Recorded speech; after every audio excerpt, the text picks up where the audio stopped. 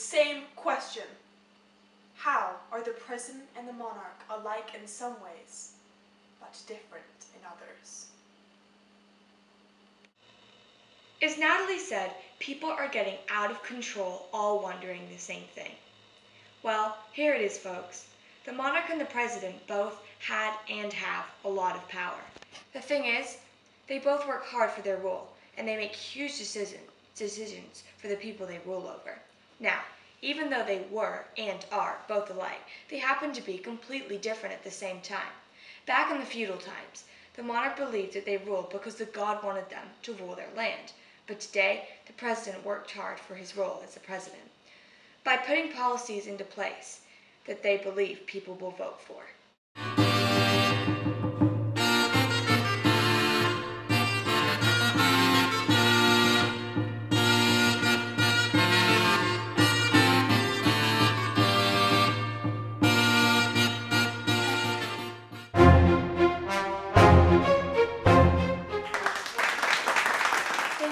Thanks for coming out here tonight for Political Talk with Adele. Tonight we're going to focus on lords from feudal times versus the government in 2012. Tonight we are going to discuss the lords and government, how they have similarities and differences. Now, lords many years ago ruled and managed a manor, but today, if we compare this to the government, they do not rule a manor. Lords also have a lot more power than the government does today. These are just differences though. They both actually have some things in common. For example, both the government and lords work for the highest people in their manor, the president and the monarch. They both also have jobs that are important to their country. Thank you for listening.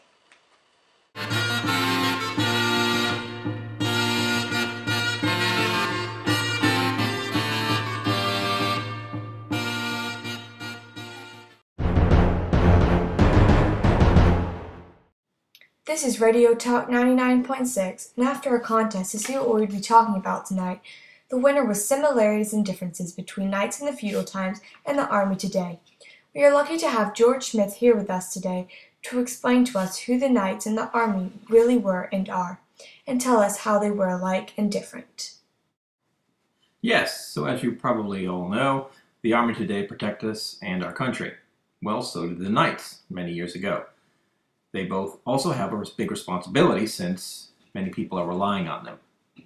Moving on to differences, the knights were armed on horses with many layers of steel plates for protection. And if you look at the army today, they don't have any of these supplies.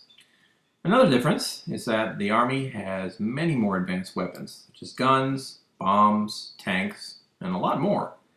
Whereas the knights in feudal times had shields, swords, their horses, and well, that's all.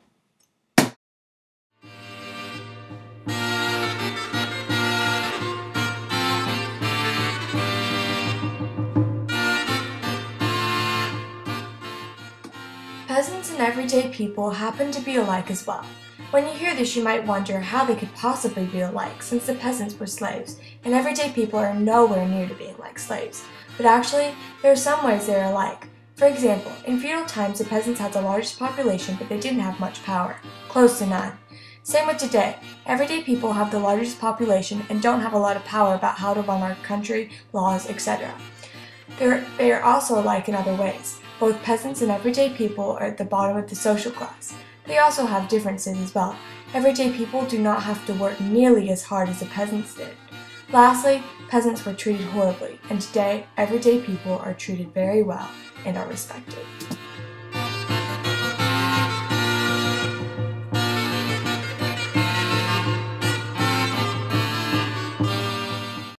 In the Middle Ages in Europe, feudalism developed.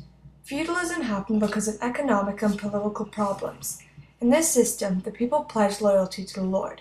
In return for that, they received protection from the knights. And everyone, the monarch, lords, and knights, relied on the peasants for food. If someone didn't do their job, then the system would collapse. So that is why everybody worked very hard at their job. After all those differences and similarities, there were also positive and negative aspects to feudalism. To begin, If you were a monarch, yes, you have all the power over everyone and you get whatever you want. But when it comes to war, everyone is out to get you. Next, let's say you were a lord. You have a lot of freedom and you can rule a manor. As good as it sounds though, being a lord also meant you have an oath with the monarch, and if you didn't do your job right, everything falls apart. Below the lords were the knights. Now the knights had a pretty good life. They got to have the opportunity to learn some very valuable skills. They also had a good amount of money, but the knights had to spend the first 20 years or so of their lives training, and they were lower in the social class.